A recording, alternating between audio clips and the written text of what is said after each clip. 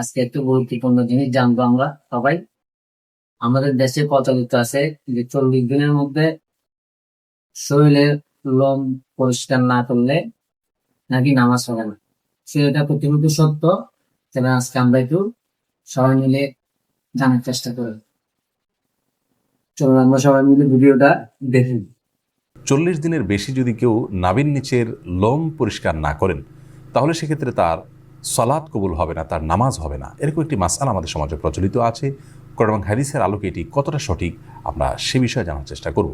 প্রথম কথা হলো, হাত পায়ের নখ ছোট করা, গোপ ছাঁটা ছোট করা, বগল এবং নাভির নিচের পশম পরিষ্কার করা, এটাকে চেঁচে ফেলা, এটি সকল নবী রাসূলগণের প্রতি আল্লাহ রাব্বুল আলামিনের পক্ষ থেকে আরোপিত কমন একটি বিধান ছিল।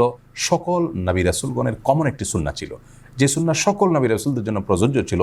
একজন ইমানদারের জন্য সেটি অবশ্যই অনেক বেশি গুরুত্বপূর্ণ। আনাস ইবনে মালিক রাদিয়াল্লাহু তাআলা আনহু একটি হাদিস বর্ণনা করেছেন, যেটি সহিহ মুসলিমে বর্ণিত হয়েছে, সুনান নাসাঈ এবং মুসনাদ আহমদ সহ বিভিন্ন হাদিস কিতাবে বর্ণিত হয়েছে।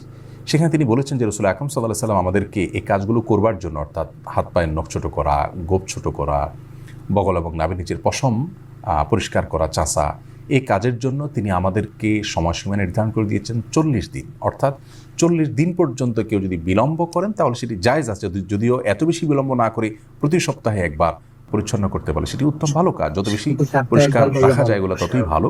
কিন্তু যদি কেউ বিলম্ব করতে চান তাহলে সেক্ষেত্রে তিনি এগুলো না চেষে না কেটে সর্বোচ্চ 40 দিন পর্যন্ত থাকতে পারবেন। 40 দিনের পর যদি তিনি না কেটে থাকেন তাহলে সেটি তার জন্য গুনাহের কারণ হবে। সে কারণে তিনি আল্লাহর কাছে পাপী হিসাবে বিবেচিত হবেন। কিন্তু এর কারণে তার সালাত হবে না, তার নামাজ কবুল হবে না, এরকম কোনো কথা হাদিসের কোথাও বলা হয়নি। সালাত বা নামাজ বিশুদ্ধ হওয়ার সম্পর্ক হলো সালাতের যে শর্ত আছে সেই শর্তগুলো তিনি সঠিকভাবে আদায় করেছেন কিনা এর উপর নির্ভর করে। যার কারণে সালাতের শর্ত যদি সঠিকভাবে আদায় করে থাকেন, ফরজগুলো সঠিকভাবে আদায় করে থাকেন, তাহলে সালাত বিশুদ্ধ হবে। যদিও তার নাভির নিচের লোম তিনি অপরিষ্কার রাখেন, নখ বড় রাখেন, এগুলো করা সত্ত্বেও তার সালাত আদায় হয়ে যাবে। কিন্তু এগুলোকে তিনি বড় রাখবার কারণে, ছোট না করার কারণে, সময়মতো না চাষবার কারণে, 40 দিনে বেশি অপরিচ্ছন্ন রাখবার কারণে তিনি একটি গুনাহে লিপ্ত হলেন, সেটি সম্পূর্ণ ভিন্ন বিষয়। আল্লাহ রাব্বুল আমাদের সকলকে সব ক্ষেত্রে রাসূল আকরাম সাল্লাল্লাহু আলাইহি ওয়াসাল্লামের সমস্ত দিক নির্দেশনাগুলোকে মেনে চলার তৌফিক দান করুন। আসসালামু আলাইকুম ওয়া রাহমাতুল্লাহি ওয়া বারাকাতুহু।